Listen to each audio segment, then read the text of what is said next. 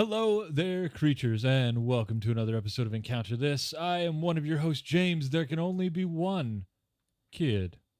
And with me, as always, is Freeman, honorable mention Iceton. And speaking of honorable mentions, a big thank you to Cameron, taking it easy, Terry for running us through the combat of this whole suite, but most specifically, Thulgants, which are the creature, the Qlippoth, the thing, the being, the subject of this episode. Let's get two things right out of the way. One, Cam took it easy on us, hence the nickname. And two, let's not put an extra syllable in this crazy creature's name. It's not a Thulgant, it's a Thulgant. Did I say Thulgant? Yeah, you did. But Cam was the whole time we were fighting it too, so it's not. I'm not blaming you. Thulgant the whole time I've been saying Thulgant. So okay. Yeah. Okay. For once, put Cam out of your mind. They are not a part of this part. And they probably won't listen to this either, so we can fight. Well, that's objectively not true. No, I bank on everyone listening to the content so that they know how I've insulted them, especially the French.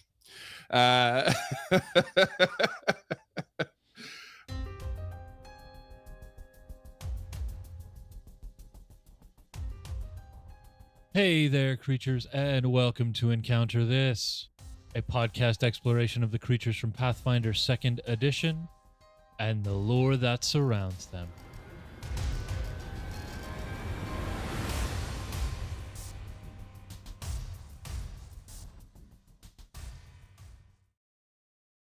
Yes, let's talk about the old Thulgant. We are, of course, I've padded this episode with some really awesome information, because we're talking about one creature here, but there is lots to talk about when it comes to Qlippoths. We've covered loads already. Let's talk about more. Let's talk about a particular abyssal realm, in fact, which I am having a hard time pronouncing. But I'm going with IAGNOTH. That's what I'm going with. IAGNOTH. So keeping within these outer rifts, there is an unclaimed realm that is known as IAGNOTH. And it serves the effective gateway to the Qlippoth territories. You might remember we talked about how the deeper you go, proverbially, the Proverbs. Yeah, that's the one. The Qlippoths still hold territory, but the assumed majority is covered by the demons. So within this realm, it is unclaimed, and it's sort of beyond it is where the Qlippoth do still reign. There are portals that lead to this realm that are hidden within voids and deep crevices, and the realm itself is composed of like quasi-formless flesh and slime, the whole realm. So it's something right out of like I don't know, passing through a portal of hell in the Doom games or something, you know. It's like, or maybe maybe Half-Life. I mean, this just sounds like everything sticky and gooey. It actually does sound like my version of hell. Yeah. Yeah, it's just like you can't quite get all the maple syrup off your body. Yeah, that's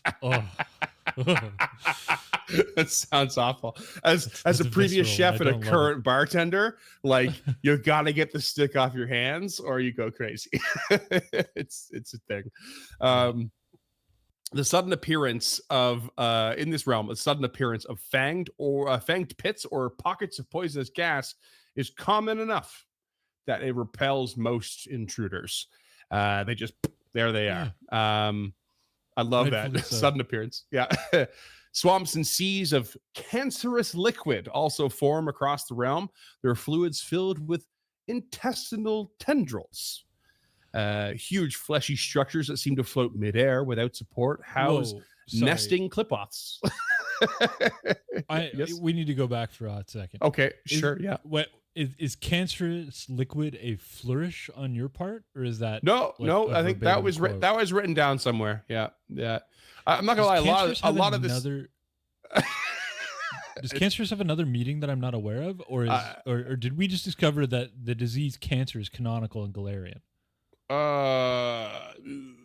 No. I don't think. I think there is probably a hyperbolic adjective of the use of cancer.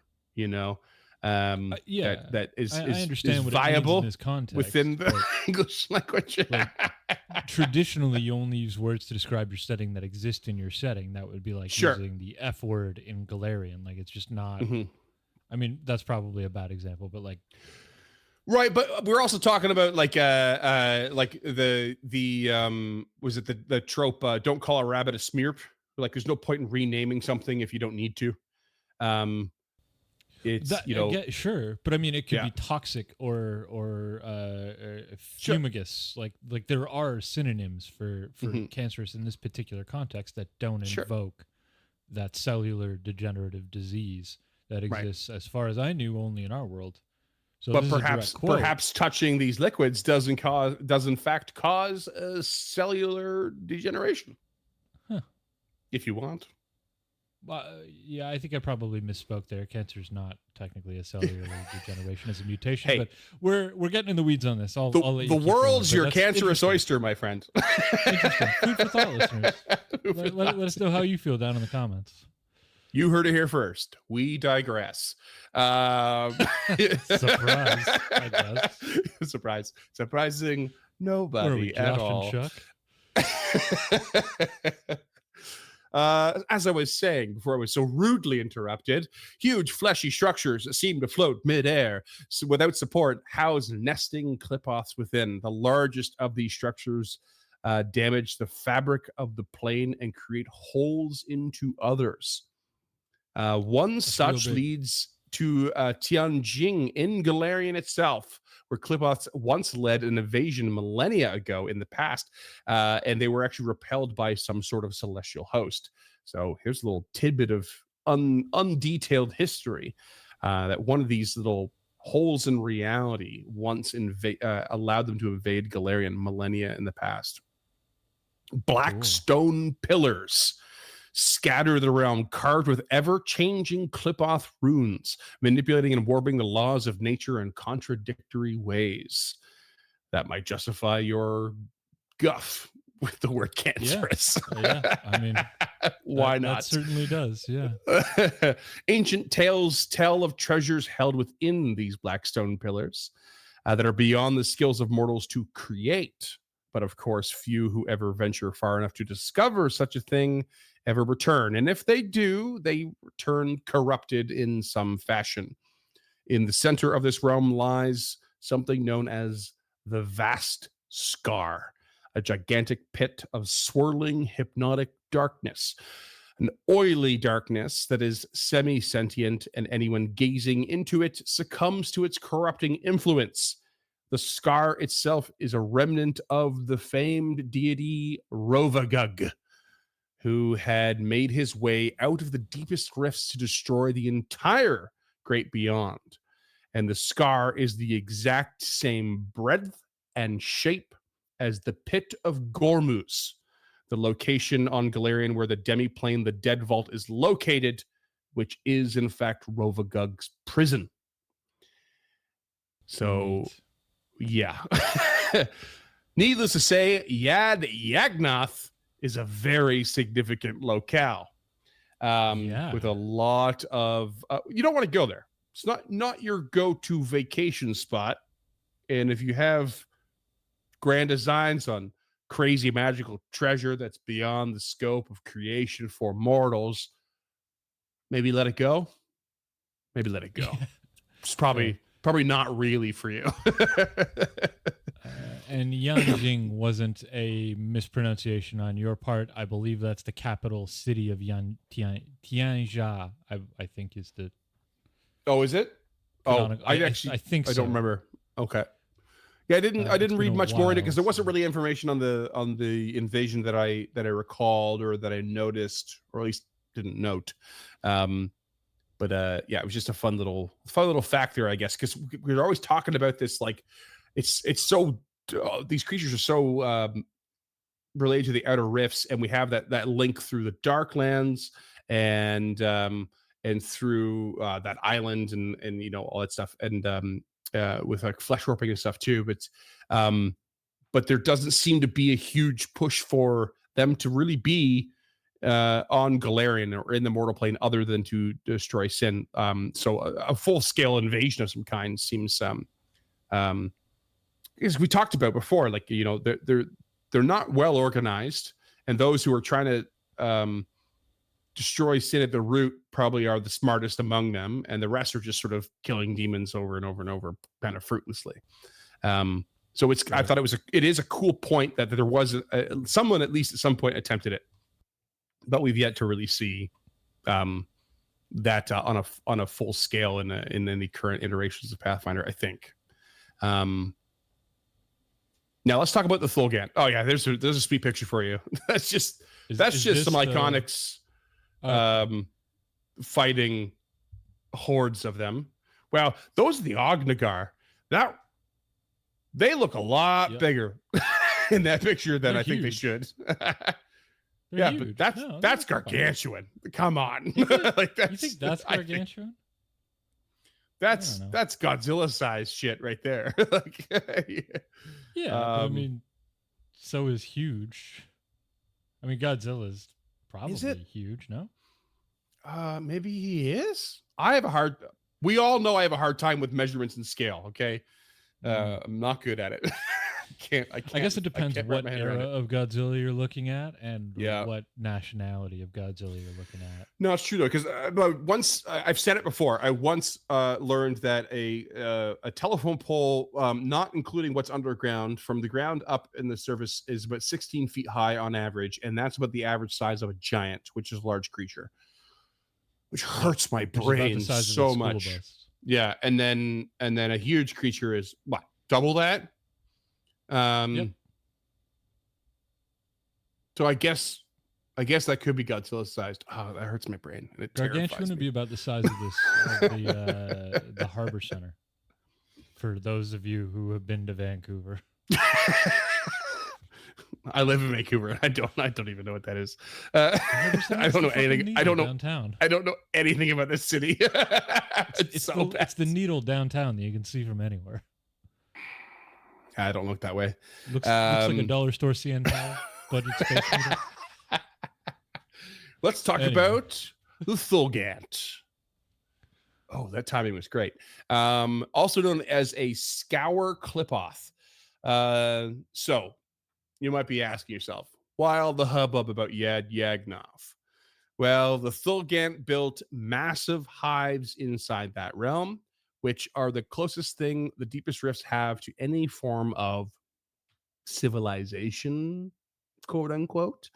The hives are filled with petrified or preserved victims and bound slaves. And because Thulgants seek some sort of level of prestige amongst themselves and other Qlippoth, and they do that through their victims.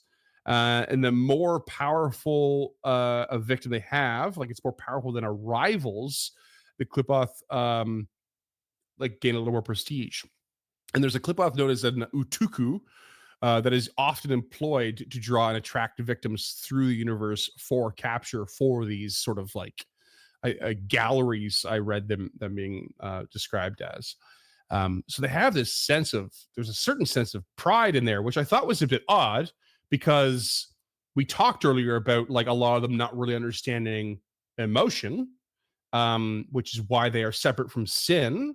And then even I think it was the Exothoth or whatever, that was like, you know, enjoy, like some of them learned to enjoy being worshipped and discovered like pride and sort of like, you know, this level of selfishness that played into Sin. So it seems a bit odd to me that we have this like Qlippoth that we can fight that has a stat block that obviously has this sort of element to them that should be the antithesis of their kind. I just realized that you can put any two hard sounding syllables together and tell me it's a Qlippoth, and I'll just nod like an idiot. Like, yeah, that sounds right. That sounds right. Thulgant. Thulgant. Utuku. Goobaba. See, yeah, I don't know if you're being real or not. Yeah. Oh, I'm real. I'm real. We've shaken hands. Correct. Let's talk about its appearance. You can see by this picture, for the audio listeners, we've got the spider-like creature with 10 legs as opposed to 8. There's a clutch of red eyes beneath a head, I guess. That is covered. It's an upside-down spider with its legs that bend backwards.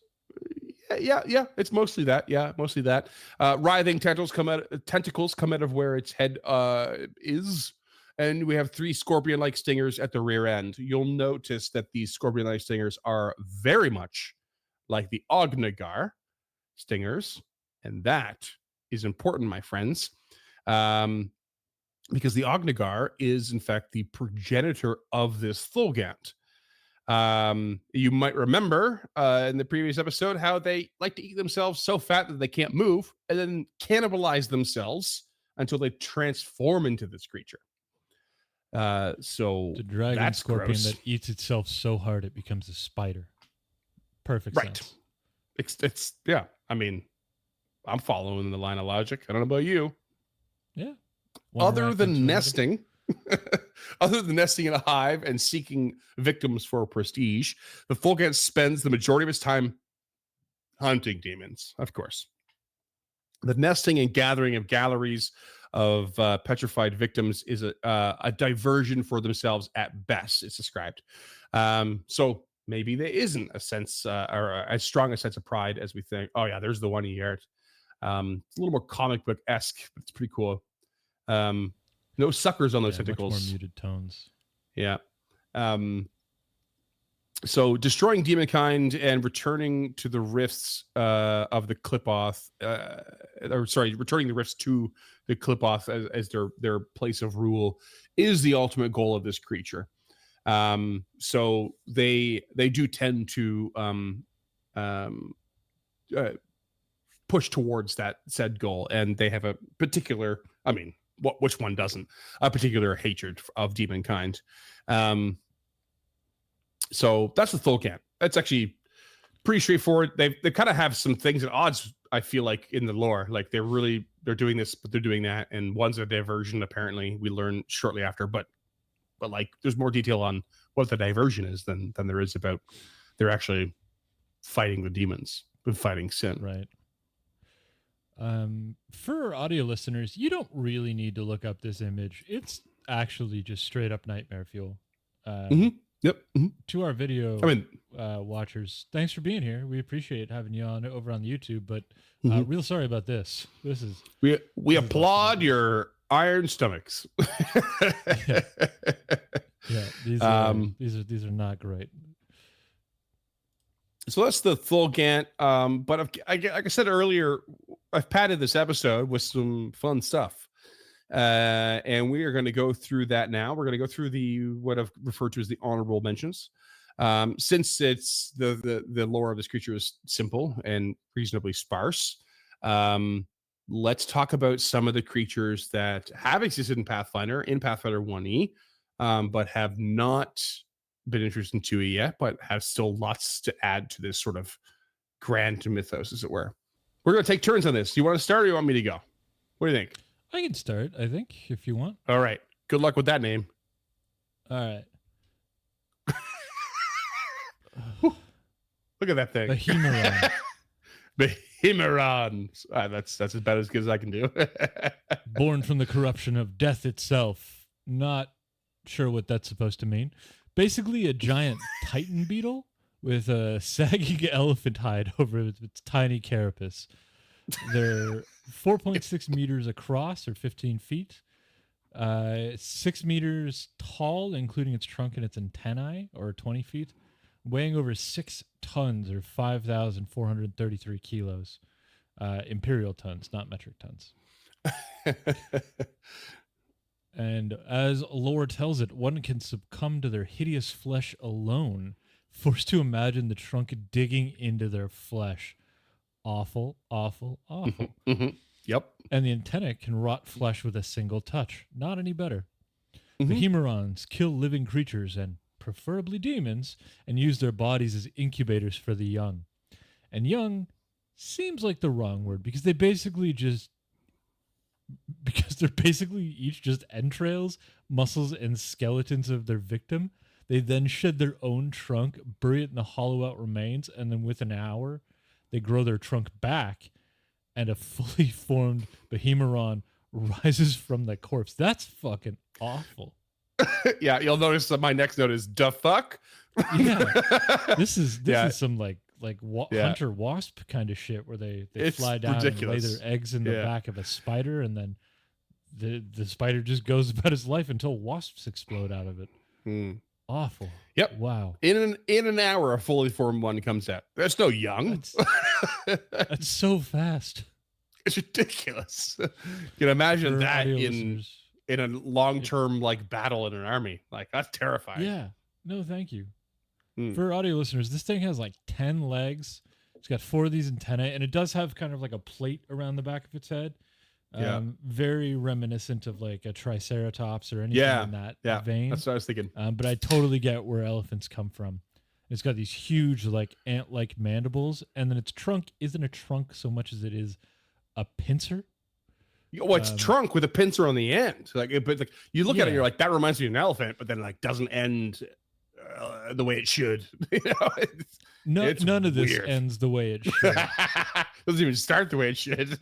Yeah, right. Yeah, this one you should go look up. This looks like cool. a real ugly dung beetle.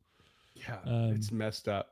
Big fan. Although I do have to say that there's that one the one foreleg or arm, I guess, it's like on the ground. I mean, there's 2 of them that are like matching. Yeah, but they kind of look like they're lame. Like it looks like he's just like flopped his hand down on the bar. They're not. So that's why I said dung beetle, is because those 2 would be used to roll the dung or like prop themselves up on their back 3, and they would use those to push it forward.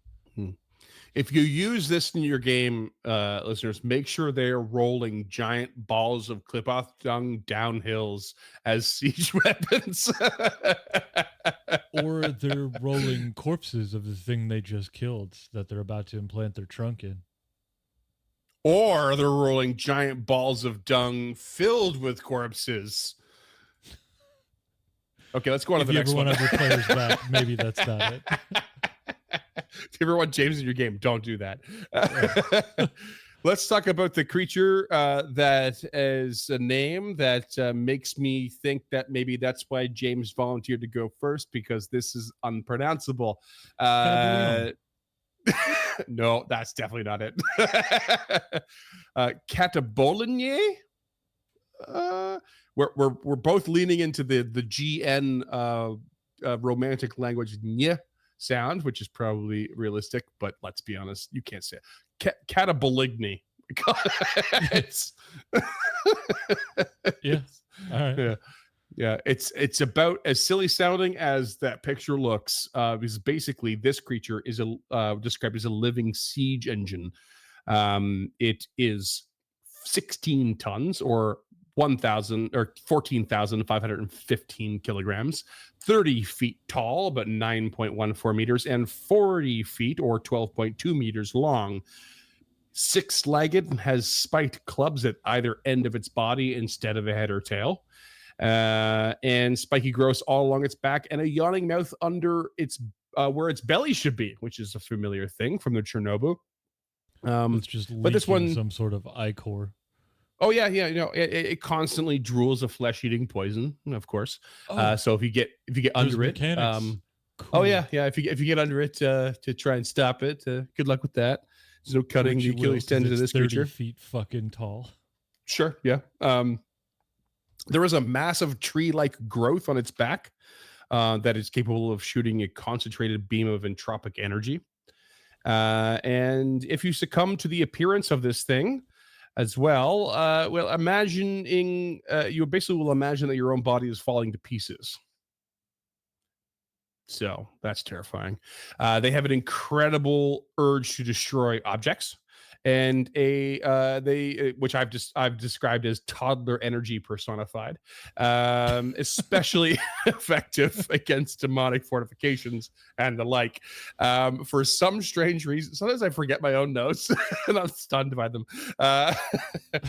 For some strange reason, they are non-hostile to proteans. You may remember proteans were like part of the reason why the outer rifts were discovered in the first place. But proteans, we haven't really covered them. I actually don't know them that well, but this is a little fun fact. Proteans gleefully turn these creatures and ride them into sprees of destruction. So obviously proteans are pretty chaotic. I mean, they come from the maelstrom, so I guess that makes sense. So these things won't hurt proteans, and proteans put them to use as they see fit for a little bit of destructive fun, I guess. This that hurts my brain. It's weird, isn't it? This is a proper Qlippoth. At least we've gotten away from the tentacles, and it still feels like it fits. That's how I feel. Yeah. All right. Really wild. Up next is the Dinokos. Dinokos? Yeah. Dinokos? I'm going to go with Dinokos. Sure. This is a smaller guy, standing about 0.9 meters or 3 feet and weighing about 54 kilos or 120 pounds. This is just a tiny person. Except they have a spiny shell and several hooked legs and a jawless mouth ringed by eyes in the dozen. So it's like snail meets crab meets lamprey. Yep. Classic lamprey mouth. Yep. Succumbing to this horrible appearance causes mental numbness that halves your speed. And they attach themselves to other Qlippoths like Remora and telepathically goad the host. Cool. That's fun. Imagine having a little parasite that just tells you how shitty you are. Like I'm going on a passive rampage.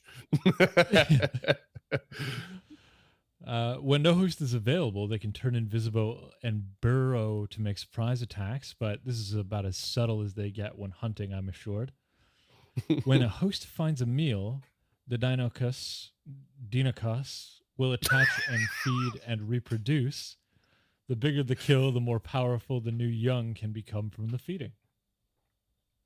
I regret going first. The struggle is real. Yeah. Pretty straightforward creature, that one. Yeah. Yeah, really cool looking too. I actually quite like if this was a little stuffed plushie, it'd be kind of cute. Yeah, for sure. Kinda. Cute in that hideous kind of terrifying way. Yeah. And you can actually see, because that artwork you could see like not being Qlippoth. It could just be a seafaring aberration, and you wouldn't think twice about it. If this popped up in like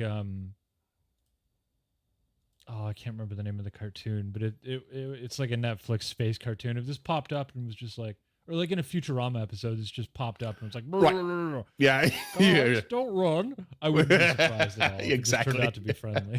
For sure. Let's talk about the Gorgoros. I think that's pretty accurate. I don't really like the artwork for this one. It seems goofy to me. It's a serpent-headed beast with multiple tails and 3 yellow glowing eyes, a whopping 6,000 pounds, or about 2,700 kilograms, or 15 feet in length, 4.6 meters. They are known for their petrifying gaze that can turn nearly anything to stone. Not anyone, anything. Succumbing to its appearance is to be unable to avert your gaze or close your eyes. It is at this point, I rather embarrassingly realized that there is a theme amongst these honorable mentions that when you succumb to their horrific appearance, it's just following the same trend as the 2B Qlippoths with the display abilities. It took me till now to realize it. And I felt, I'm an idiot. So I was, I got to make a note for every one of these to succumbing to their appearance. Why do they all? Oh, okay. No, I'm just stupid. I thought that was just I saw it in your notes, and I thought this was just part of the character that you play on TV. But no, I wanted to make a note of my own embarrassment. Yeah, it's a thing. I'm not quick on the pickup all the time. But these creatures have the power to reshape stone, alter environments and battlefields, in fact, and even changing the shape of a petrified victim to fit their needs or sick artistic pleasures, which is pretty crazy. It is thought that the infamous Medusas, this is the cool part, the infamous Medusas are the daughters of those who have survived the Gorgoros's gaze. I think that's cool. Cool. Yeah. That's what a like even going back to the Greek lore, that's really cool. Yeah. To like give a loose origin in that way is really neat. The black pillars mentioned in IAGNOTH are homes to the Gorgoros, and they hungrily welcome intruders. So we have the Thulgant doing it with their own nests and gathering these things, but also these guys are happy to like hang out in these pillars where said magnificent treasures are supposed to be, and you're just getting more and more petrified people and creatures as you go. That's the Gorgoros. And now you realize the Gorgoros is a pretty accurate name. You know. Yep. Yeah, it am Gorgon. Mm-hmm. Not a Gorgonite. Progenitor thereof. Mm-hmm. Oh, is that from Small Soldiers? Yes, nailed it. Yes. I am Archer, leader of the Gorgonites. I can't believe I got hero point. Good. I was going to say, can't point to anybody who gets it in the description, but yeah, you nailed it. Nicely done. It. I never get those. Speaking of nailing it, this is the Hydra Gagon. Hydragon? Hydragon? It's a Hydragon. Hydrag gone. There's 2 G's in there, so I'm gonna hit them both. Hydrag these are aquatic reptilian Qlippoth with sinuous and coiled bodies and this gaping fanged mouth. Its tongue is forked into 3 tentacles because we're back to Tentacle City. It is capable of manipulating like a human hand. And in the artwork, it's holding a very tiny trident and what appears to be a broken sword, or a sword that had writing behind it and was photoshopped out. That's entirely possible. They are 2.1 meters, or about 7 feet long, and they weigh 91 kilos or 200 pounds. These are just like a regular fish. Yeah. Except for the fact that obviously they can wield weapons, which does look as silly as it sounds, and their attacks can cloud the memories of their victims. They're found swimming the river Styx, which is pretty neat, which is well known for its memory draining properties, but the Hydra Gagon is immune from such effects because, of course, it is. Of course it is. I got 2 G's. I'm going to hit them both. Yeah, you already said it. I know you did. Its horrific appearance simply no less entertaining the 4th time. Yeah, that's fair. Its horrific appearance causes the observer to become distracted by its writhing tongue, tentacles, and coiled body. So this looks very similar to like a hatchetfish or a coelacanth. Without any fins. It's very eel-like. Like if Gyarados was a coelacanth, this is what this would be. Yeah. I would go as far as saying that this is the most boring Qlippoth we've ever covered. And yet it's still my favorite because it's basically a glorified eel with that wields weapons with its tongue tendrils. And it's immune to its own environment, the river Styx, which was loosely related to the outer rifts at some point. Nobody cares. And even its horrific appearance is boring. It's boring. Like, you're distracted by the writhing. I mean, that's what most of them are, but like some of them were like, you imagine your own body falling apart. That's way cooler. This thing sucks. I hate this guy. Sure, but you ever been distracted while you're swimming underwater? I don't swim underwater as a rule. I'm terrified of the water. I it's enjoy really being in it, but I'm great. really not confident at all. it is really, really easy to get in like tumultuous water to get turned around and lose your sense of direction, especially if you're like deep enough that light can't really penetrate it.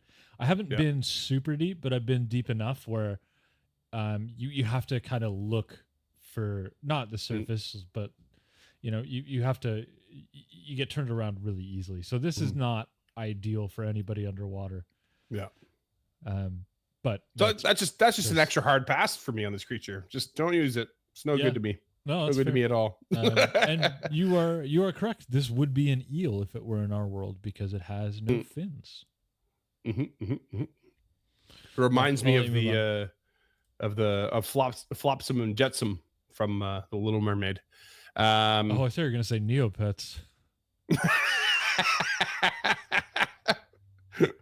I haven't thought about Neopets until now. Thank you for a very long time.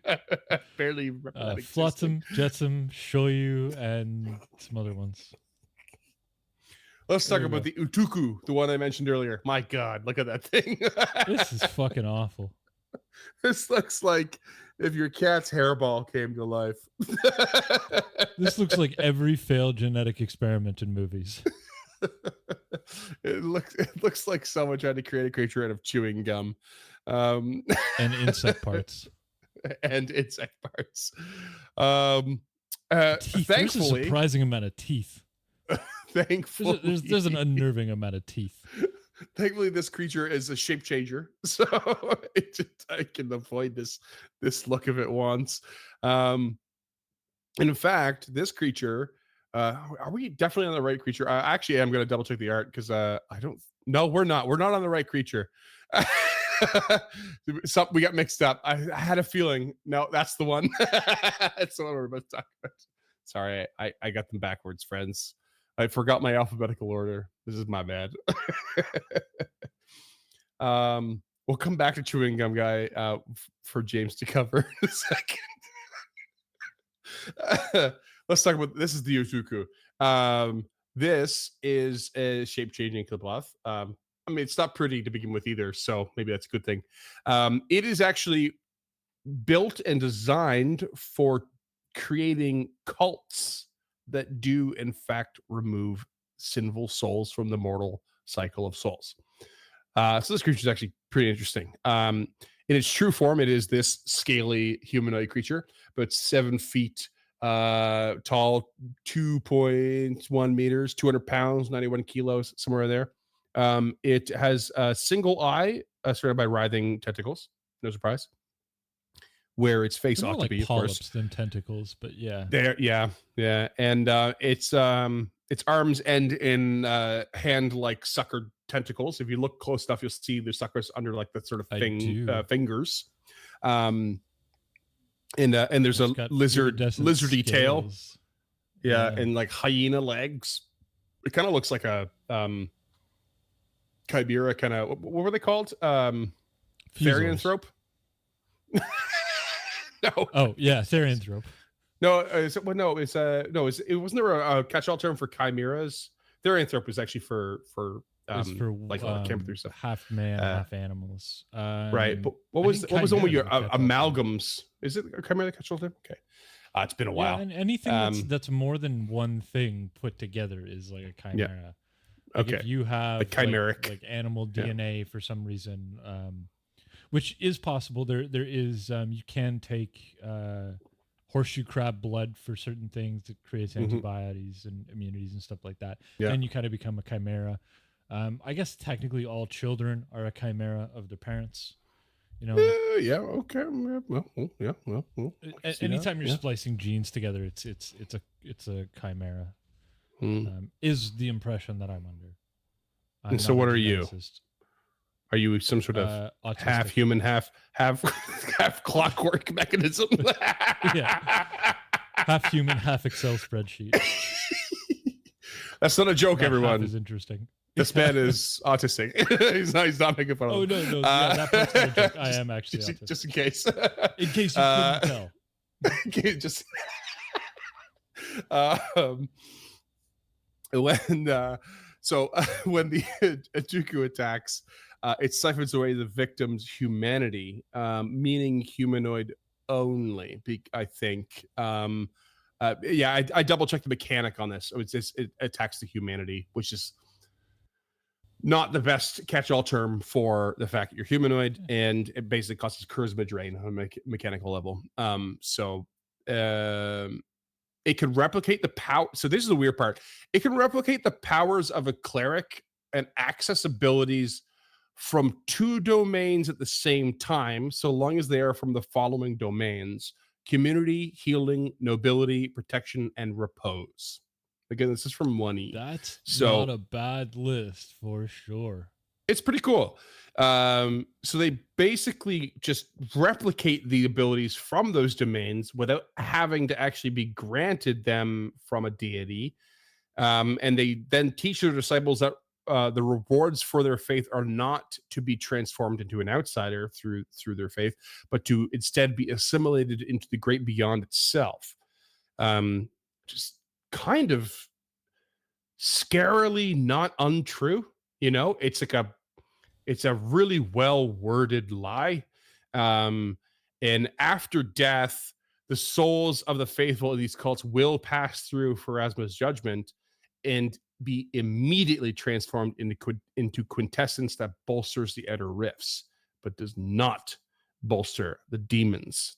They cannot turn the demons. So rather than becoming shades or petitioners, which would then feed the demonic legions, they pass that step and become quintessence. So pretty wild. And so because of their sort of like shtick here, their profession, their what they're best at, the Utukas that's why they're directly employed by the Thulgants to collect victims, because they build cults, and they put people, and they create faithful to sacrifice themselves. And if you can bring in a powerful creature under the guise of some sort of false faith, all the more power to the Thulgant and their prestige. And their horrific appearance makes you staggered. That's it. Really boring. I'd probably do a double take if I saw one of these things too. So I get it. Stagger was not fun in 1E. I mean, no conditions was fun in 1E. Fuck's sake. But yeah, that's the Utuku. I think they're pretty cool. They really lean into that. Okay, let's put a more intelligent approach to removing sin, and I think that's way cooler. I really want Qlippoths to have a comeback and be more smart about what they're doing, because it's terrifying. Yeah. Up next is the Thug-no-Rock, which we've already described in full.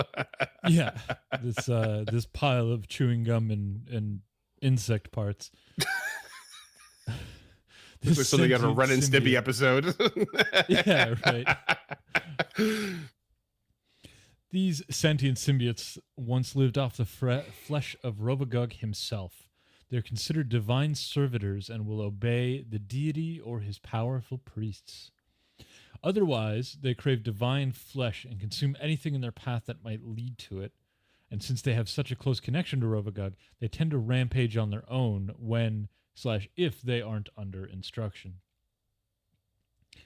The exception is when they gather near planar portals where ROVAGUG left some part of himself behind, and then seek out to achieve whatever goal ROVAGUG had in that location, which is, if we're being honest, more likely than not, more wanton destruction. Yeah. It's just, yeah. Yeah. And like we said, they look like an obscene ooze with spindly, hairy, writhing legs, and it's just weirder and more grotesque than your traditional gibbering mouther. And to make it so much worse, they clock in around 91 kilos or 200 pounds and stand about 1.5 meters or 5 feet in height. They're just fucking awful. Well, height's generous. I think 5 feet in shape is maybe more accurate. Diameter. Yeah. That just means I assume they can't extend their limbs properly, like they can't do any yoga stances or anything. Yeah. So that's a much more accurate description to this, other than what I tried to do with the old shape shifting. But yeah, like, it makes sense, eh? Like that thing is just a piece of ROVAGUG that just wants to destroy. I love the little fact that it's like it craves divine flesh, which means it craves demon flesh, right? That stuff counts as divine in its way. Yeah. It looks like a Cronenbergian horror. Like, it looks like something out of that Rick and Morty Cronenberg episode. Yeah, absolutely.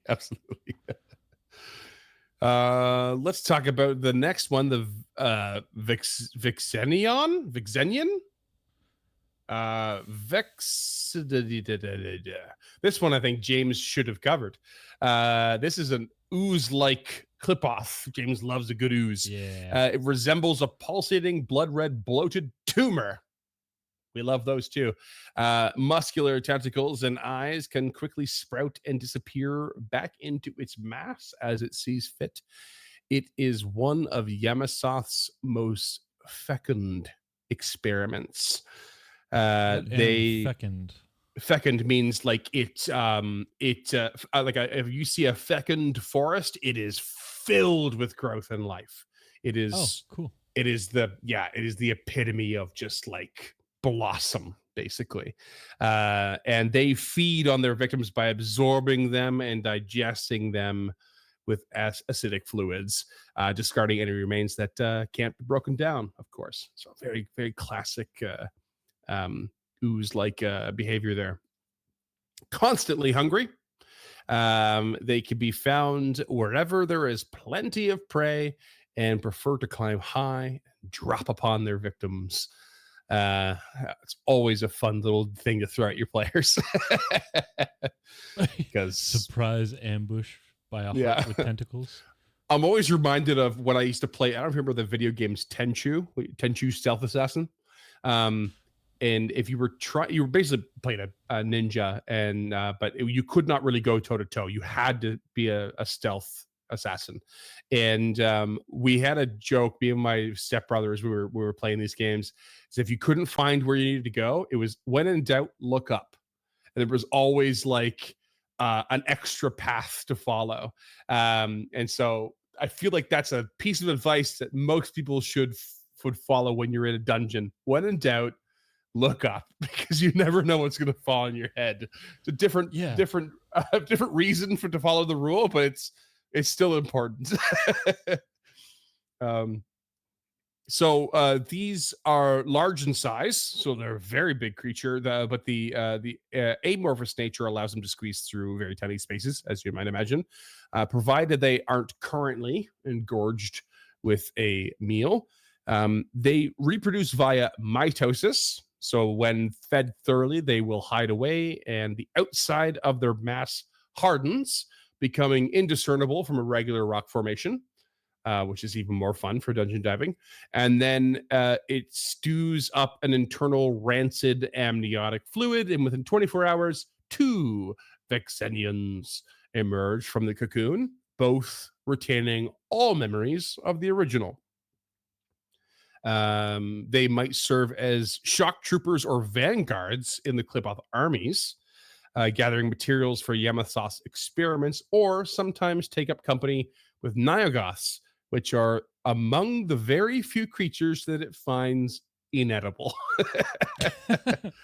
I can't eat you, so we can be bros. I can relate to that sentiment. And they have this is a weird one. They have a very sadistic habit of talking about flavors. And they will ask their victims what their favorites are and share descriptions of their own favorites, all in the midst of digestion. Cool. Yeah. You might recall that most Qlippoth have telepathic abilities. So they're just talking to you in your mind while you're being digested. That's messed Hard up. To forget. It's so messed up. Yeah. For audio listeners, it looks like a heart with tentacles. It's a very tumorous one. A very tumorous one. Yeah.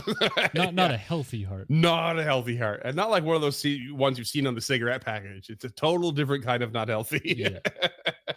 Yeah. Cool. An ooze who's also a gourmand. I mean, I should have covered this one. Yeah.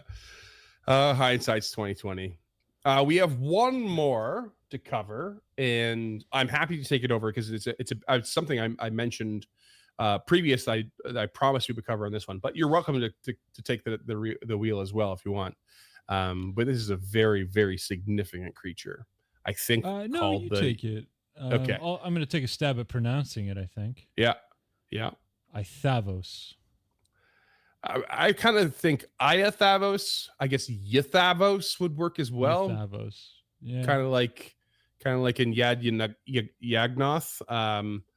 Yeah, it does look a bit goofy. It's adorable. But it's absolutely adorable. that's your plush toy. That is your plush toy of this episode for this sure. This is like Demi Devimon if it was actually scary. But let's talk about this. Yathav. I'm going with Yathavos.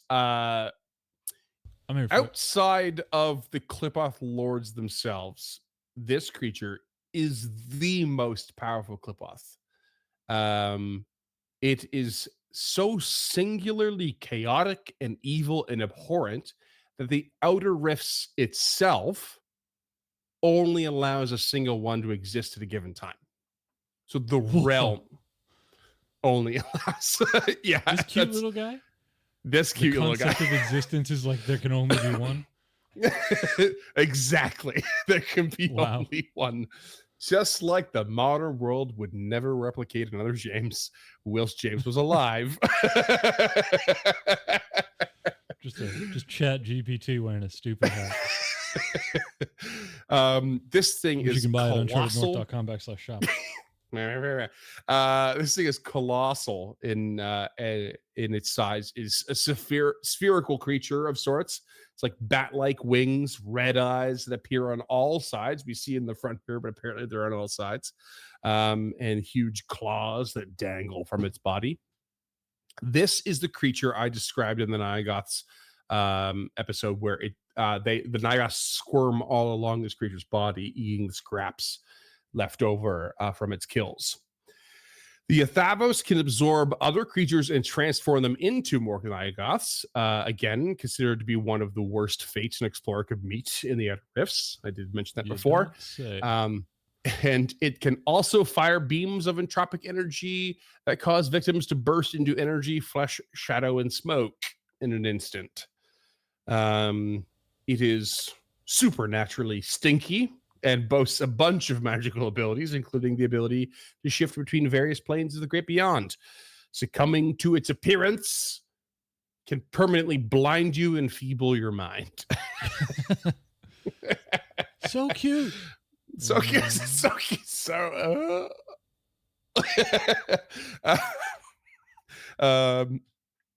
and it's said that each new incarnation of this creature has slightly varied abilities and powers. It wages an eternal crusade against the demons and mortal sin, not limiting itself to the Outer Rifts.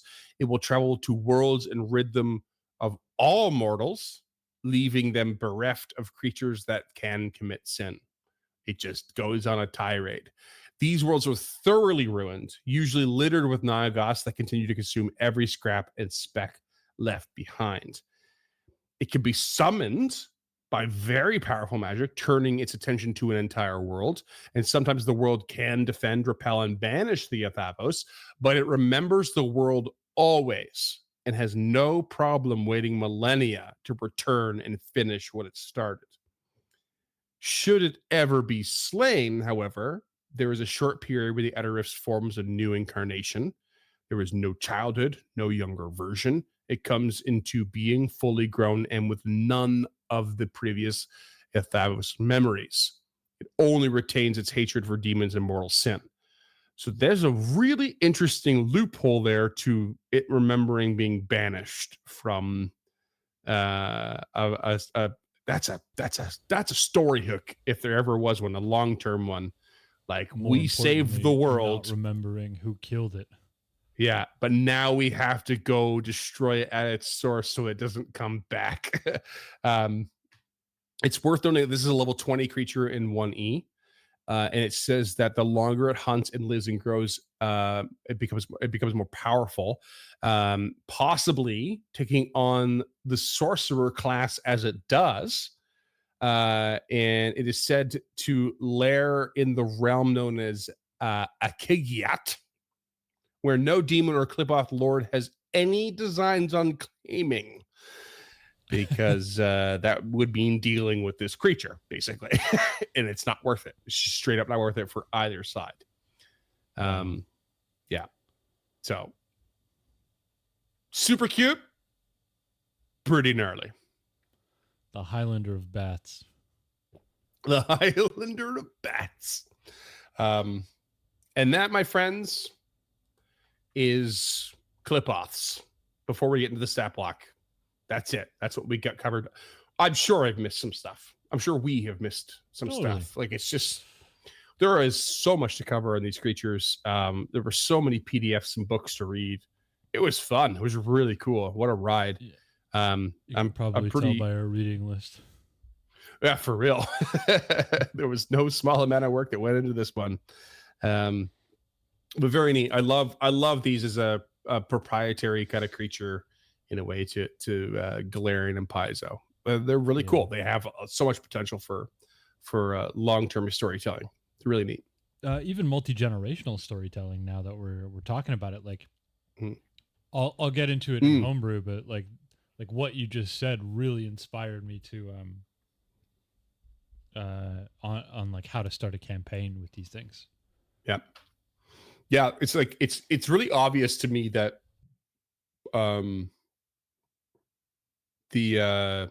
these creatures is a reason why these creatures have been interspersed into various APs over time for Paizo. But I do think it's time that Paizo kind of flips that, inverts it a little bit. It gives us a proper Qlippoth one where they are the main shtick. I think they'd be really cool. Be awesome. Yeah, but we can talk more about that later on. Shall we talk about mechanics? Yeah, let's take it there. Take us there. Take Thulgant there, which is the creature we're actually talking about.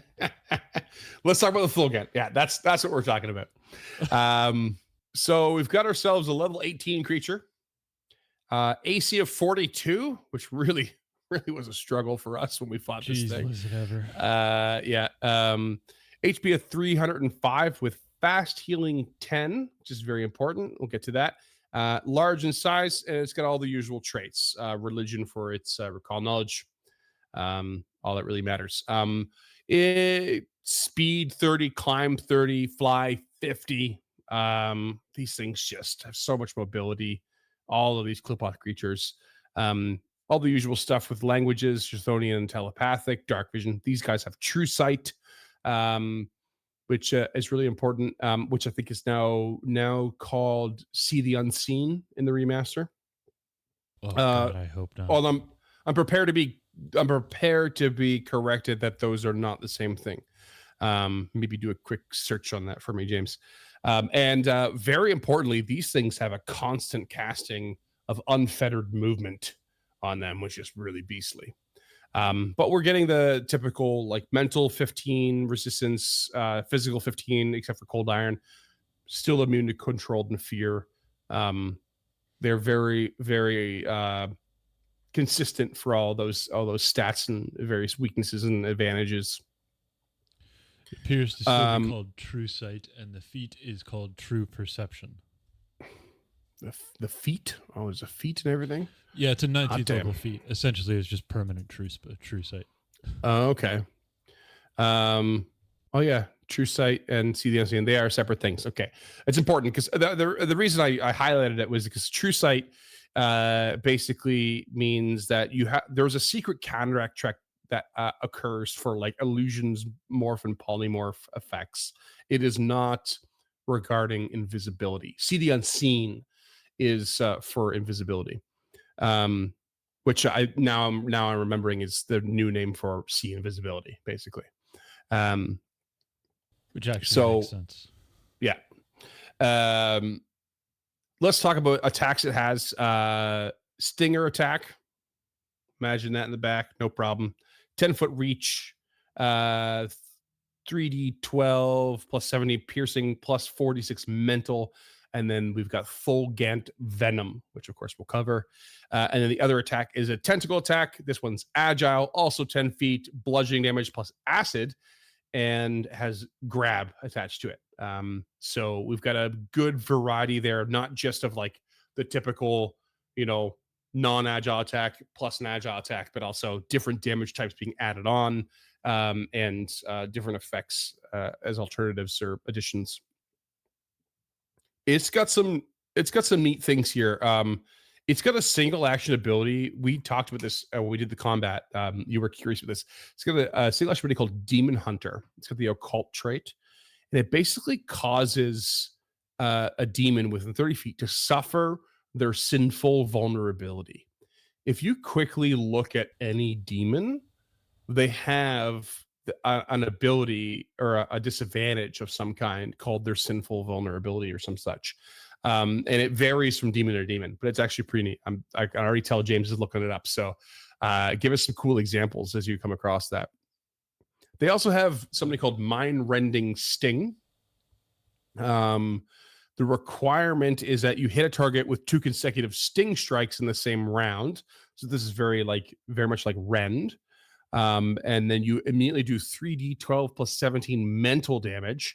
And if the target is already being affected by Thulgant venom, the venom becomes virulent.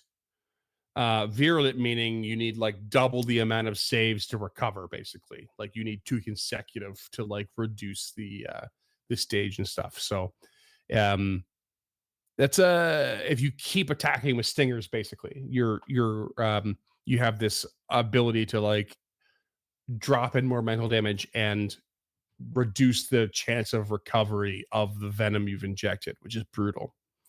The other side of it, though, is the tentacle, which has that grab trait. If you manage to grab, you get what's called Greater Constrict. Greater Constrict is pretty powerful. Basically, let's see here.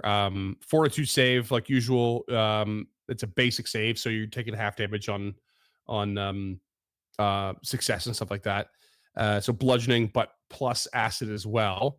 But a Greater Constrict, is there a little more to it, I think. A creature that fails the save is knocked unconscious. Yeah, real bad. Real bad. A creature that succeeds is then temporarily immune to the falling unconscious from Greater Constrict for 1 minute. So that does matter a lot too. But like if you just simply fail the constrict, you're not just taking damage. Like it just knocks you out. It pulls you under, like from the squeeze. It's crazy. So you're going to find yourself a bit at odds of which one you want to use a lot of the time. Yeah, for real. The fact that the stinger isn't agile means like you're taking a bit of a mechanical or like mathematical risk of like trying to get 2 consecutive strikes in. But if you do manage to get it in, oof, hot damn. And then they have, of course, their own display, just the stunning display. It's called this one. The usual concentrate, emotion, fear, incapacitation, mental, occult, and visual. Because I knew there was a display, I was like encouraging James and I. We didn't really come into play. I was just encouraging James and I. We should have learned this a while ago. You can avert gaze and give yourself as a single action, give yourself a +2 bonus to visual effects. Maybe we talked about it before on these episodes, but like that's something to definitely keep in mind if you know you're fighting multiples of this creature type. Yeah. And it wasn't really valuable in our combat, but I can see it being valuable in competent players. Yeah. You can see how it might work out. Yeah. So the stunning display is it can be pretty brutal, and because it's extremely simple. It stuns you. Critical success, unaffected. Success, stunned 1. Failure, stunned 4, which means you lose a whole turn plus 1 action. Critical failure is stunned 8, which means you lose 2 turns plus 2 actions. It's brutal. Absolutely brutal. It just stops you in your tracks. I love how simple and effective that is. Ask us how we know. But my favorite part is this Thulgant venom. So to make this virulent, if you manage to sting twice and make this virulent, it's crazy. This is where we got lucky in our combat because we saved against this every time. For DC 40 fortitude save, maximum duration is 6 rounds. 1 round per stage, pretty classic. Stage 1, you take 3d6 poison damage and randomly gain one of the following conditions: clumsy 1, enfeebled 1, or stupefied 1. Of course, stupefied 1 being really, really not good for casters. Clumsy 1 being terrible for everyone. Stage 2, yeah. Stage 2 is 66 poison, and same as above, but 2 conditions randomly chosen, but both at a value of 2 instead of 1. So clumsy 2, enfeebled 2, stupefied 2. In stage 3 is even, of course, worse, 96 poison damage, and same again, but you just get all 3 at value 3. So it's a pretty big escalation as Which far as could the poison last for goes. a possible 4 total rounds. What? Yeah, like if you critically fail it, you go to stage 2 right away, right? It's so the initial one, and yeah, so you could actually be looking at 5 rounds if you critically fail, and if you just 5 don't manage to rounds succeed. of Yeah, clumsy 3, enfeebled 3, stupefied 3, and 96 poison. Jeez. more or less. Yeah, pretty Crippling. close, but yeah, it's crippling. Yeah. So pretty wild, but like this, that makes, if you look at the stat block so far, it makes it a pretty straightforward creature. It really does. It's a very straightforward, especially when we compare to the Ognagar and some of the other ones we've done. The stunning display is simple. It's got 2 attacks. They both have extra things that you both want to use. You want to use both of them. It just makes sense. Its spell casting is where it gets fucking insane, because it's just ridiculous. One of the, we'll start off with so it's a cult in innate, of course, as we know. DC spell saves are 40. We'll start off with a ritual that it has called imprisonment, which basically allows you to imprison one of a creature in one of several forms. I won't go through the whole thing at all, but it is a very thematic ritual that is rooted in its, wish to create a gallery of bound, preserved, or petrified individuals. So it's pretty neat. It has that unfettered movement constant, or sorry, it actually doesn't have as constant. This is separate. This is weird. I double checked the books in errata and everything just in case. True sight is constant on this creature. Unfettered movement is not. However, it is listed in the stat block under its movement. So, which usually implies that you would see the word constant in parentheses later on in the spell list. Yeah. It is not listed as constant in the spell list. So that is worth considering as from a GM standpoint, that this thing should not necessarily have it. It seems to be an error on Paizo's point. It is not an error on Archives of Nethys. It is not it is as it is in the Monster Core. So I'm not really sure what the ruling on that is. But unfettered movement is very strong, especially at high level. It basically can just escape, grabbed, immobilized, restrained conditions, unless they're magical effects of some kind. Yeah. So if you have someone coming up to grab this thing, it can just walk away, which can be very powerful ability. So that's a kind of a hot topic, I think, on its power. So yeah, it's hard to say what it should be. If you find, I don't really know how to approach that, because it would be easier to make it a constant spell, but a GM, I can't give the advice of like, oh, consider that if the players are having a hard time. No, it either needs to have been cast beforehand or not. You're not likely to cast this mid-combat. So you can't make the decision, in the spur of the moment. It kind of becomes an unfair thing. So I'm not weighing in the comments or on the Discord. Let us know how you would rule that. That's a really tough one. How Cam ruled it, you can go over to patreon.com/UnchartedNorth. There you go. Watch our combat. Beyond there, and we're looking at high ranked spells here. So that we still have days and detect magic. There are cantrips. They are heightened to 9th level. Unfettered movement and true sight are at 6th rank. We have a 7th rank interplanar teleport. 8th rank we have dispel magic, define decree, phantom pain, which again I find a bit like an odd one because it does non-lethal damage, but actually makes a little sense for this creature at the very least because it wants to capture you. Define decree is a pretty wild spell. Fortitude save, 40-foot emanation from your person.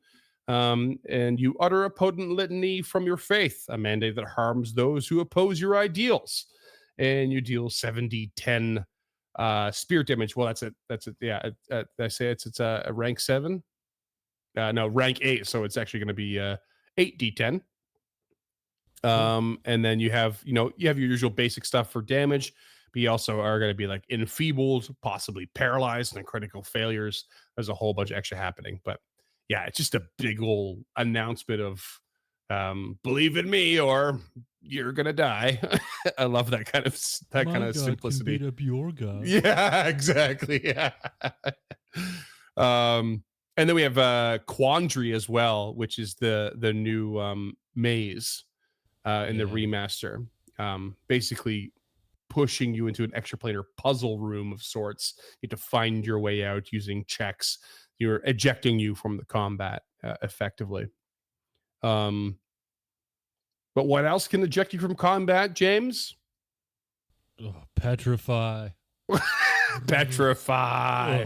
Petrify at rank 9. No, does heightening this to rank 9 give any extra boost to the Petrify?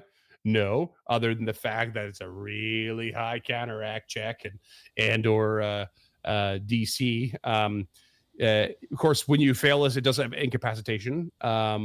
So keep that in mind. But when you're fighting a creature that is higher level than you, and you go ahead and throw a spell out there to sort of get rid of the slowed condition that it loves to stack upon you, or the petrified condition you end up with, well, if you're casting that at a lower rank, you're going through counteract checks and you're going to fail that shit. As we learned, 40 is so really quickly. Yeah. Even at 15th level, 40 is not anywhere near a gimme DC. Yeah. We fought this at 15th level, 18 level for this creature. It was certainly not a gimme. Spoilers, we had 2 characters succumb to this. This thing can only cast Petrify 3 times. Keep in mind, all these spells are one casting, except for Phantom Pain, they have a times 3. Petrify, they have a times 3. But it was enough. It was enough to really. It did use all 3 of them, but it was enough. Mm-hmm. It was enough to take 2 of us out of the combat. And on top of that, we have Phantasmal Calamity, which is wonderfully heightened. This is basically just a giant basic will save, 30-foot burst. If we were in, Cam did tell us, if we were in a 30-foot area at the right time, and if they had not gone easy on us, this would have been broken out. So at 9th rank, this thing is doing 17d6 mental damage to basic will save. But then you have, there's a second save involved with being stunned for a minute. It gets pretty brutal as you basically envision apocalyptic destruction. Wicked One thematic. of the fun things about this spell is that it's actually all 3 saves. So the first save is will. Is it? Critical failure, it's a reflex save. And if it fails the second save, it's stunned for a minute. And then, it's just will and reflex. It's another will. Sorry. Okay. Yeah. But still, I love spells that are like that because because the way it's described is that at a critical failure, you basically are watching the world like be destroyed around you, and you fall into like a fictional illusory like fissure in the ground or a hole or something like that, and that's where the reflex comes in. You are so convinced that it's real that you're now trying to react in a physical way as opposed to a mental way. I love that kind of shit. I think it's super cool. Yeah, big fan. Yeah. That's the Thulgant stat block. Melee classic kind of like approach wise, very simple to run, really fun. Those spells can really overwhelm you when you combine it with its movement. It's flight. It's crazy. Not to jump the gun into homebrew, but I would seriously consider upping this to level 19. Sure. Yeah. I mean, you and I have played so little high level, and if for any patrons who do watch the combat, we have some commentary after about how difficult it was at time for us to like kind of dive into it. It's a learning experience for us big time. We did manage to overcome this creature.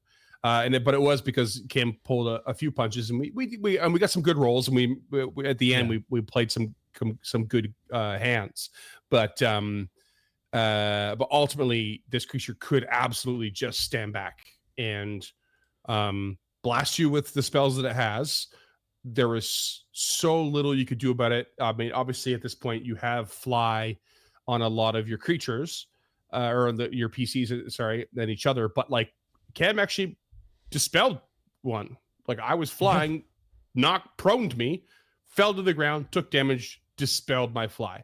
And you're like, shit, now I have to spend another spell slot on that. Do I even have that spell slot left at that level?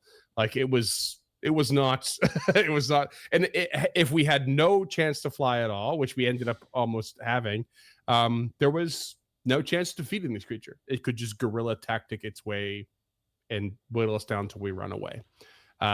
So better players than us would probably have a better time, but I'd be very wary about running this as like a level 18 or even a severe encounter, because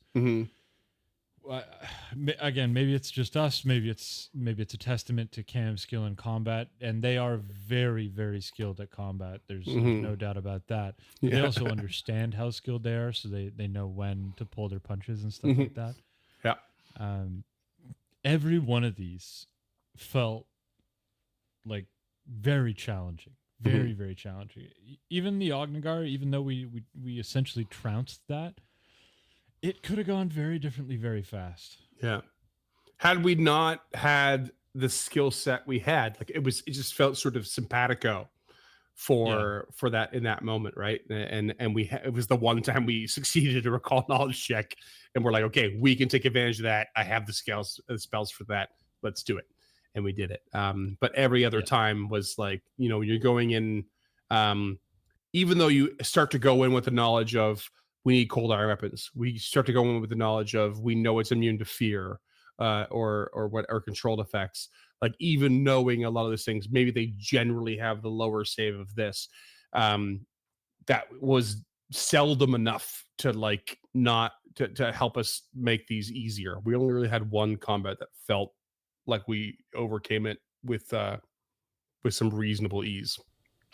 Yeah. So they're powerful creatures, and they have a consistency to them, but that consistency doesn't give you the upper hand in the way you might hope for always. Anyway, They're also seem to be specifically designed to take players out of combat. So if you're gonna do a Qlippoth campaign, be very aware that these are not fun combats for the players on a general scale. When they win, they will be elated because it's very rarely an easy victory, again, in our experience. But just be cognizant that people aren't having fun if their character's petrified. Like that's not fun. Yeah. I think probably one of the most important things with this, because we have such a wide spread of like creature levels here, right? I think there's no way you're just like doing a campaign of pure Qlippoth combat. Like you're mixing in cultists, you're mixing all these things. I think one of the biggest things that I enjoyed the most, when we were running Stemming the Tide, is and we could do. There's more available in many campaigns. I think, especially if you have a consistent theme of creatures, is provide opportunities to do advanced research instead of forcing recall knowledge checks in the moment. Like by this point, I feel like there was probably little reason why we would have had to do recall knowledge if it's a proper campaign to do a recall knowledge check of this creature at that moment. Like we should already know what we're trying to find, what we're going up against. We have done research on Qlippoths and found information in some sort of library. Like advanced research is, in my experience, something that the players really find rewarding to have access to. This creature is still very strong no matter what. Like if they know what the lowest save is, it can still petrify 2 of your players, maybe 3, if the rolls go the wrong way, right? Yeah. So if anything, it should be more of like okay, this creature is known for its petrification abilities. Let's at least walk in with stuff that can undo petrification, even if it's a spell or if it's, a basilisk oil or whatever the hell it's going to be, like some sort of tincture that allows that allows the recovery upon a retreat. Don't just, because what you really don't want is the next story beat to be, this player doesn't get to play while the rest of them go find the cure for petrification, or hope that as they rest, the spell, counteracts it properly. That's not very interesting. So advanced research is, in my opinion, a really fun thing to add to your long-term storytelling. Yeah. As a player who's done it, hard agree. I see you've got one more thing here, but before we jump into that, I just want to quickly pitch you my Qlippoth campaign. Okay, let's go. Okay. It's just an opening. It's not like a fleshed out campaign, but I think this would be a really interesting way to open it. You open in first edition, 20th level in media res, fighting that how do you pronounce it? Yathavos? The Yathavos. Yathavos. Fighting the Yathavos. But you start with the Yathavos like either bloodied or like quarter health, and your players, full whatever. So it is a victory. Like you as a GM ensure that it's a victory. And then you close that out and you open the campaign at level 1 as descendants of those heroes. And then you've got built-in buy-in, you've got a built-in storyline, but you open that campaign in second edition, so not only is there progression in mechanics, there's a progression in the narrative as well as the timeline.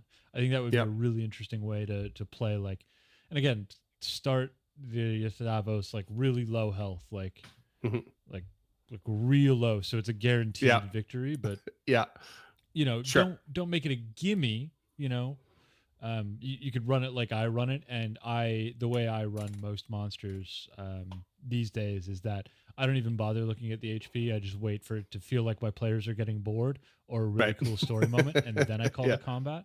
And I think that would be a really good way of doing it, because how many people at your table are going to have experience playing 20th level first edition characters? And then you go into building and you sit down and you're like, okay, all 4 of you have to be connected somehow to these heroes. And the storyline is Qlippoths are coming back. Yathavos wants revenge. Time to stop it at its source. Yeah. We've learned some extra information after the generations, and I dig that. I might add to that a recommendation of providing pre-gens for your first edition 20th attempt. Don't make them build 20th level characters only to have them for one intro session. Grab the iconics and make them name it. Like, okay, you're playing this character, like just hand out the iconic character sheets, cross out the name, and be like, all right, watch them stumble over gender. it, have a good laugh, let them blast a big spell. And then like make that the whole session. Like that's your buy-in session. And then make you it cinematic as fuck. And then from there, and then you're looking at like maybe you're looking at a 1 to 20 campaign, like you'd certainly potentially, but it doesn't really have to end with the fighting of the Yathavos per se either, like 1-on-1, like or like 4-on-1 or whatever. It doesn't have to end at the same scenario, but it does have to end with the death of that creature as the victory. So consider that, think about that. That's cool. I dig it. Because you and I were on the same page on that when that information kind of spilled out. It's like you have such a cool opportunity here for preventing the thing from returning when it really wants to return. And the best you can do, that it's going to be reincarnated, or maybe you do, maybe you find along the way, but at the very least, that it won't remember who you are, where you're from, and why it's supposed to hate you. That's people the best victory you can get. Long memory. So we have one final note after all of that, and it is that we are not covering ROVAGUG. There's your symbol for ROVAGUG. ROVAGUG is a Qlippoth, as we've mentioned, the ultimate Qlippoth, as it were. but it is, as they say, beyond the scope of this production. The history and story of ROVAGUG is very long, also known as the Rough Beast. It's well beyond Qlippoths and the Outer Rifts. You know, like the ROVAGUG is huge. It involves so many deities, creatures known as ROVAGUG spawn. The focus here was to cover creatures that you were likely to encounter in Qlippoth-based campaign. You will almost assuredly find ROVAGUG worshippers along the way as well in said campaign. Maybe even be one yourself as you play in it. But to cover ROVAGUG is to drop so many names, so many pantheons and deals and creatures of extraordinary scale, that all of that is really, that's a lore video if we do one. You know, it's not a stat block campaign recommendation video. It's not we've never really gone into a suite in that regard, and currently we have no plans to, unless, you know, Patreon allows us to find a way to it. We would certainly love to cover deities of that kind and get into like massive full detail of that lore and really break it all down and give recommendations and advice for campaigns and stuff. But it's, yeah, again, it's kind of beyond the scope of what we try to do here at Encounter This, which is really cover what you are going to immediately be, you know, faced up against, and the environments you might be find yourselves in. And of course, many fun facts. But like when I even started looking at ROVAGUG, I was like, oof, you know, I've got to look at this deity, that deity, this deity, and all of those matter because of their domains and where they come from in the greater beyond. And like, you know, it branches out in such a ridiculous degree that you can't really condense it into it's something that is worthwhile. You know, you really just have to dive into it. So I recommend you just go down your own wiki hole and or just go look at ROVAGUG as a deity you worship and just get the basics of it, because it's mostly what you will need. Because I think ROVAGUG is an entity for Paizo, for future Pathfinder Adventure Path like storytelling, as much as Qlippoths can be as well. It's right up there with Tarbathon, the Lich, and like how there is a progression in the current sort of like history of Galarian, and like that's still being told. There's a tangible, playable history already. There is more to come. Yeah, I think ROVAGUG is somewhere in that pocket, but at such a larger scale that it doesn't make sense for us to just like cover it half-heartedly, you know? Yeah, I think you're making the right call there. Yeah. And this has already been a giant-sized episode, which is great. This is the perfect way to cap off this suite. So thank you so much to everybody involved: Takale, Povo, Cam, you, Freeman. This has just been a really interesting experiment in what we can do if we give ourselves the time and the scope of the project. So we hope you liked it. I think we both really enjoyed producing it this way and would like to try it again. But at the end of the day, we answer to you, the audience. So we want to know how you feel about it. You can leave us something in the comments below. You can find us over on Discord at unchartednorth.com/Discord. You can send us an email at info@unchartednorth.com. Yeah, I mean, there are myriad ways to get a hold of us, to get our attention, to let us know what you thought, how you thought about the suite. If you listen to this on Spotify, I think I'm going to try and throw up a poll, so you'll have an option to, yes, I liked it, no, I didn't like it, yes, I liked it, but I'd like to see more, that kind of stuff. It'll be our first Spotify poll, I think. So at least you'll have an option of weighing in. We really do need the aid, but I think we're going to do one more suite like this just to see what it looks like when we can really get the motor running, flex our muscles now that we're a little warmed up. And then I guess after that, if you don't like it, We'll see. We go back to the old way, or try something new and different. Who knows? This has always kind of been our experimental show, and I think it will continue to be so because it's so so loose. Like the format is so it's not. It doesn't lend itself to one particular format over another. We can play and experiment and change things up, and we have in the past, and we'll continue. It's always been designed to go, be to provide a certain level of flexibility, right? So exactly. The purpose is to get the creative juices going. We would be remiss to disallow ourselves to follow that same philosophy.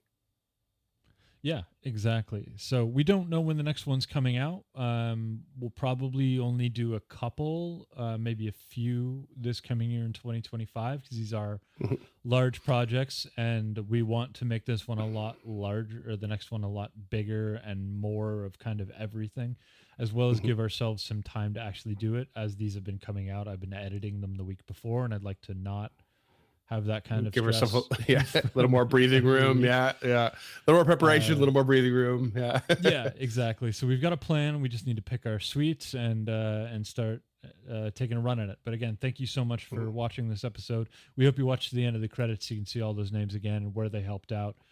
If you want to help us out with the next one, you can head over to the Discord where you can have the chance to roll for a character, which is great. Super helpful. But yeah, that's pretty much it for us. If you liked it, you can help us make these shows over at patreon.com/UnchartedNorth. If you want some sweet gear, you can go to unchartednorth.com/shop. Socials are in the description. You know where to find those. Encounterthis.ca for the show notes. And I think I called it Works Cited. So that's a complete list of everything we use to make this particular suite. All of the books we looked at, all the websites, all that stuff. If you're an audio listener and you want to check out the video, youtube.com at UnchartedPod or at EncounterPod. Jesus. And all the other stuff. Rate, review, like, subscribe, hit the bell. You know what to do. More than anything, just honestly, from the bottom of our heart, thank you so much for watching this. It was a big experiment on our end, like we said. And I had a lot of fun doing it this way. It was fun. Yeah, it really has gotten our creative juices going. I think as of this recording, next week we plan to sit down and hash it out to see what how we do the next one. Yeah, debrief exactly.